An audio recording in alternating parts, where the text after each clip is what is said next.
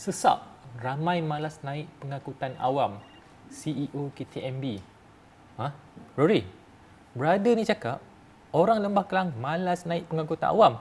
Sebab itulah jalan raya sesak sekarang. Lazy? Or is our public transport so shit that people just don't want to bother with the hassle anymore? Jom kita cuba test try.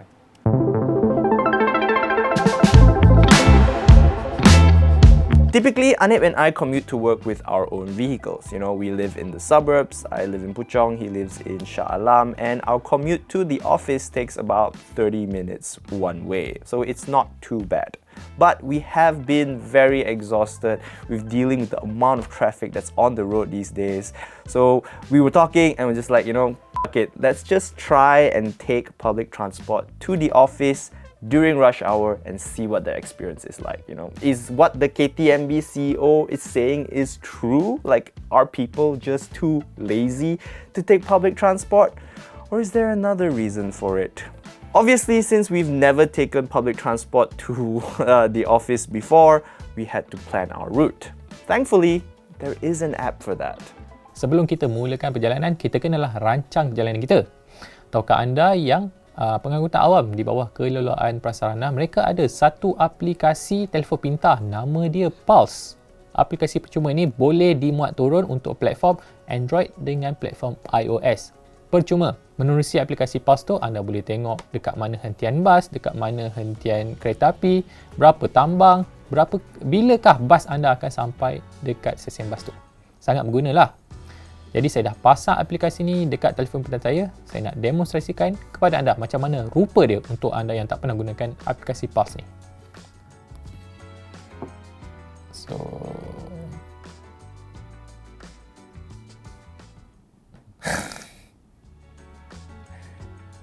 apa ni Pulse? Masih tersangkut dekat splash screen. Kata memudahkan, tapi macam menyusahkan pula. Dekat Android, Pulse tak nak jalan. Sekarang kita cuba dekat iOS pula. Sama, sangkut dekat splash screen. Apa ni, server cak ayam ke? Aduh. Dah boleh masuk dah akhirnya. Mesti server sesak ni. So dekat sini, macam ni lah dia punya antara muka dia. Ada macam-macam butang lah kat sini. Ada planner, arrival time, service status, fare, contact us, near me dengan station. So benda yang paling penting dekat app Pulse ni adalah planner. Butang planner ni dia akan bagi tahu kepada anda dekat mana nak ambil pengangkutan awam. Kalau train tu kita dah biasa lah tengok map dia. Tapi bas tu dia banyak sikit dia punya hentian bas. So kita kena guna planner ni lah. So saya akan ambil lokasi permulaan daripada rumah saya dekat area Shah Alam tu. Tulis kat sini. Pergi ke office. Lagging lah app dia ni. Okey. Sekarang saya ada 4 cadangan route saya yang boleh ambil. Tapi semuanya sekurang-kurangnya 2 jam. So dia ada 4. Semuanya menaiki bas. Tak. Ada yang naik Kelana Jaya Line. Tapi kebanyakannya bas lah. Yang paling dekat adalah yang paling atas ni lah, pilihan yang pertama. Dia akan tunjukkan dekat map tu rupa dia. Can we choose arrival time? Choose arrival time. Sekejap ada. Dekat sini boleh pilih arrival time ataupun departure time kat sini. Kita boleh pilih depart time pukul berapa ataupun arrival time pukul berapa. Bagus juga dia punya interface dia. Cuma lagging. Tu dia keluar lagi. Contohnya saya nak mod pengangkutan bas sahaja. Boleh pilih dekat sini. Dia bagi bas. No result. So tak boleh pergi office naik bas. Baiklah, jadi saya ada rough idea lah macam mana saya punya route untuk ke office esok. Macam mana? Harap-harapnya app ni tak lag lah esok. Kalau lag, pisang kat saya. Okay, kita pergi ke hari berikutnya.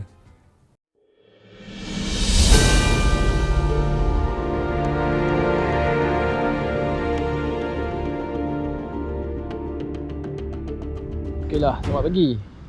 Hari inilah hari cabaran dia. Saya dah check app Pulse tadi.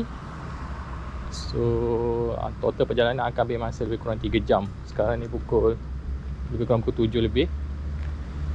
Ada 2 mod pengangkutan, satu bas dengan satu lagi yang terakhir ada MRT lah. Sebanyak 45 stop bas, lepas tu ada 17 stop untuk MRT yang saya kena ambil. Semuanya jarak lebih kurang 45 km. Sekarang saya dalam perjalanan untuk pergi ke stesen bas yang paling hampir dengan kediaman saya. Untuk bas yang pertama, muncullah ada stesen bas yang berdekatan dengan tempat tinggal saya. Jadi saya tak adalah masalah untuk pergi ke bus stop yang pertama. Hanya lebih kurang 500 meter saja daripada tempat tinggal saya. Namun untuk pergi ke bus stop tu ada cabaran dia yang tersendiri. Disebabkan dia dekat dengan jalan utama, trafik pada waktu tu sangat tinggi lah, waktu puncak kan. Jadi nak melintas pun satu hal juga.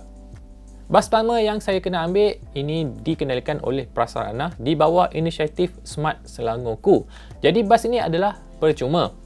Kemudian disebabkan anda boleh track bas ini secara masa nyata, jadi saya boleh rancanglah perjalanan saya. Waktu menunggu saya tidaklah lama, lebih kurang 15 minit saja. Sebab saya tengok bas dekat dalam app, barulah saya gerak pergi ke bus station. Unfortunately, I do not have the luxury of having a bus stop right near my house, but there is a train station nearby and it is on the Sri Petaling line. So if I can get on that train, it's just one train straight to the office.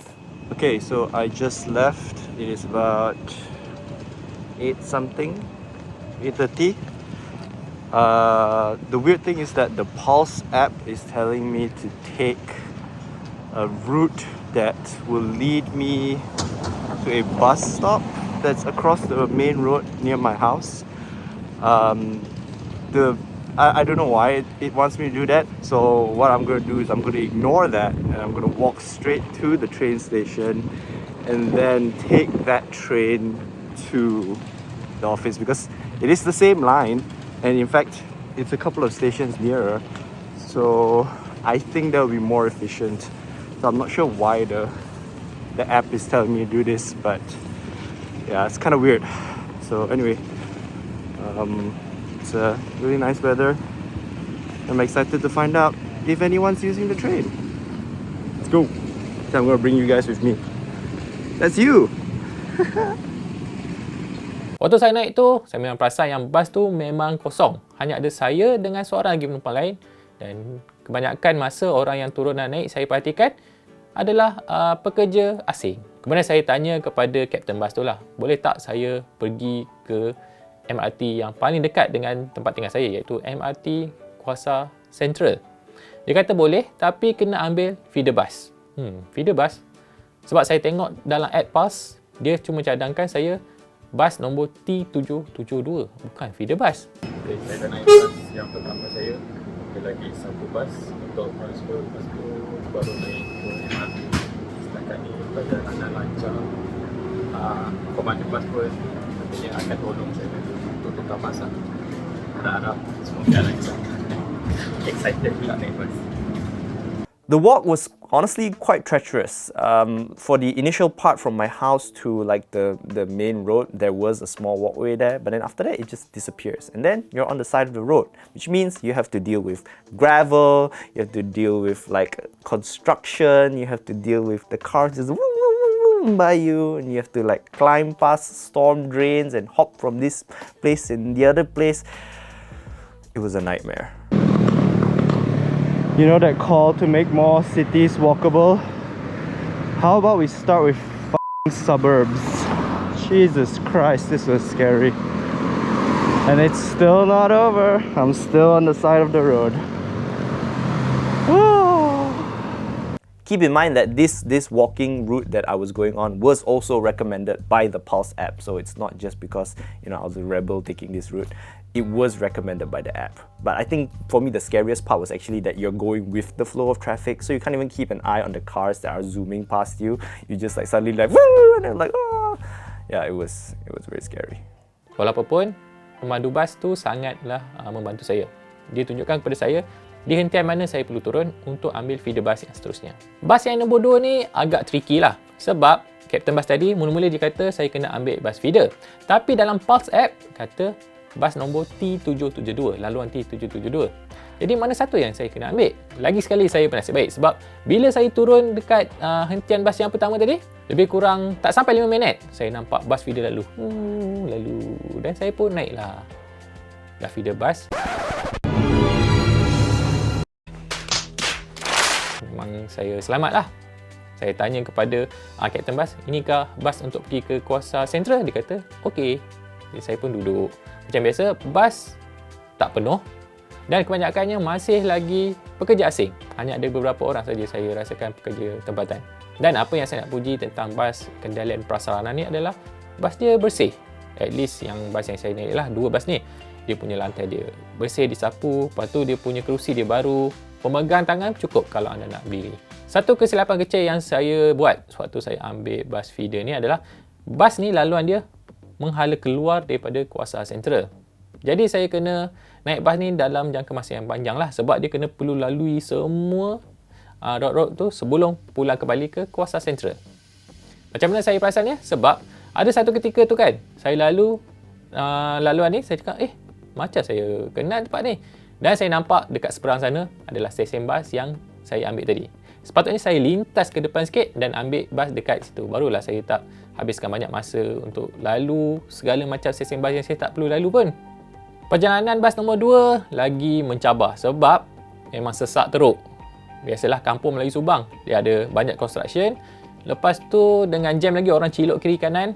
Jadi yang bas nombor 2 ni adalah perjalanan yang paling lama sekali dalam kalangan perjalanan saya untuk pergi ke tempat kerja. After about 30 minutes of walking and hopping and skipping, eventually I reached the LRT station. That's the train station. See? The place that the Pulse app suggested was a bus stop way over that side, like all the way somewhere over there. So I don't know why it suggested that. But it's right here. Yeah. Look at that. Look at this. Park and ride facilities. It's no wonder this place always has no parking. Look at that. They just parked to the side of the road. From here though, things were quite smooth sailing. I mean, the station looked like it was quite well maintained. All the escalators were working, thank goodness for that. But surprisingly, there was not a whole lot of people waiting at the platform at this particular stop. Okay, well, the station is quite empty. There's actually like nobody there. There's like one dude there. But yeah, besides that, it's quite empty. Let's see how long it takes for the train to come. Actually, let me check my Pulse app. Maybe they say what time the train comes. Well, actually, I can see it already. And when the train arrived and I got in, there was also not a whole bunch of people on the train. So I was starting to wonder if the KTMB CEO was on to something here. Then as the stop started to roll by, more and more people started filling in the train, and before I knew it, all the seats were taken and there was only standing space left. Curious if I was the only one who was having this experience, or if my friends who take public transport also had that kind of experience. I ran like a quick poll on Instagram just to get like some really fast feedback, and turns out most of them voted that the trains that they were on during rush hour were at maximum capacity, with the second one being at least all the seats are taken with only standing space left. Akhirnya lebih daripada pukul 9.30 saya baru tiba ke stesen Kuasa Sentra.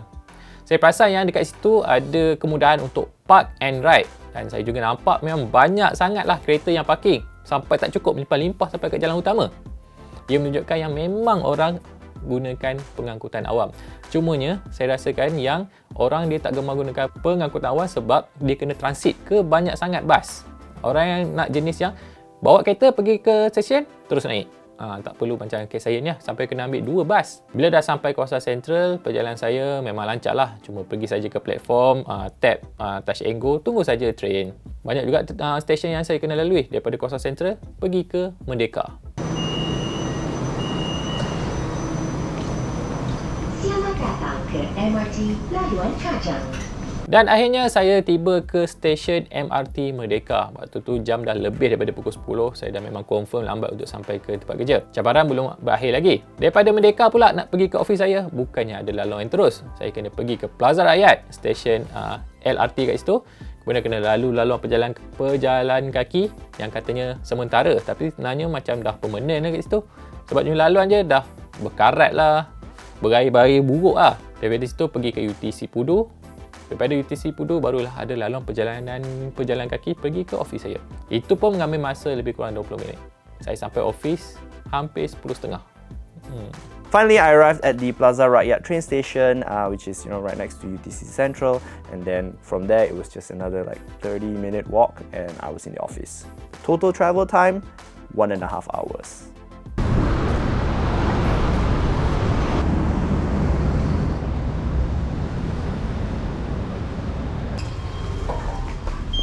Going up. Going down.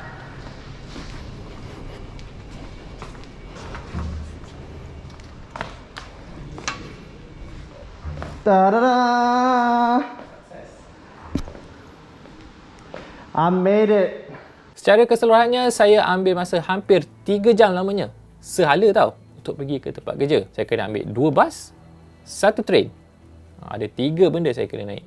Kalau salah satunya rosak, habislah saya punya perjalanan ke tempat kerja. Saya lebih rela untuk belanjakan lagi banyak sikit duit untuk ambil e-hailing kalau saya memang terdesak sangat untuk pergi ke tempat kerja.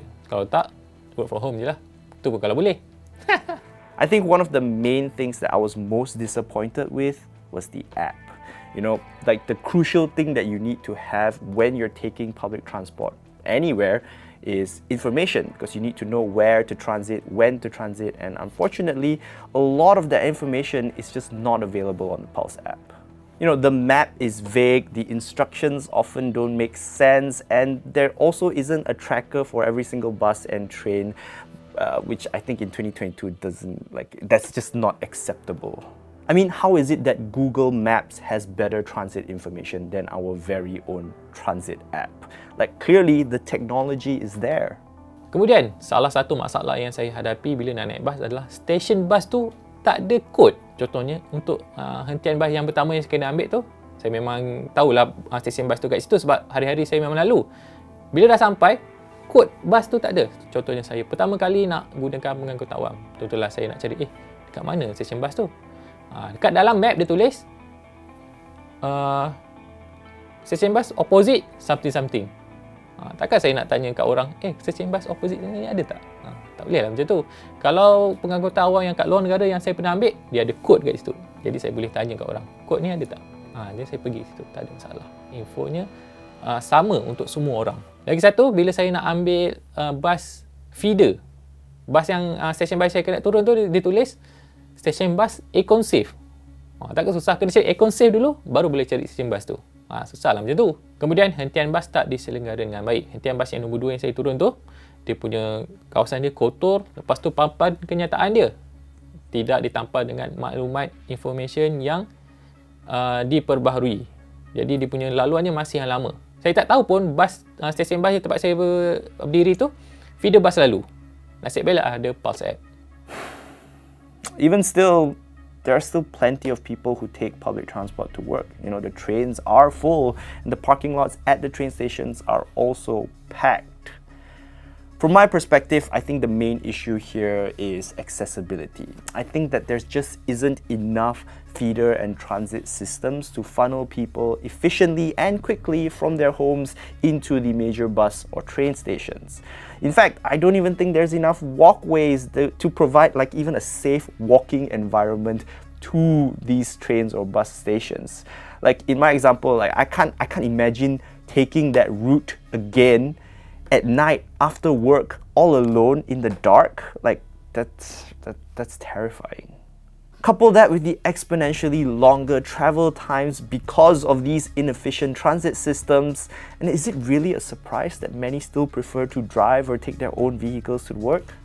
So please, fix your systems before you start accusing us of being lazy. Okay, that's it. Thank you so much for watching. This was our experience with public transport as a form of commuting to and from the office in the morning. I'd love to hear if you have any stories, so please share them down in the comment section below. If you have any suggestions of what you think the main problem with Malaysian public transport is, leave them down there too. I love to read them. But yeah, that is it for this episode, this Dwibahasa episode. If you want to see more of these videos, make sure you let me know in the comment section below too. In the meantime, subscribe to our YouTube channel. You can hit that notification bell icon so you don't miss future uploads. We are also on Facebook, so you can like us there, and Instagram and TikTok as well. But our home on the internet will always be at searchandchow.com. So I'll see you in the next video. Bye.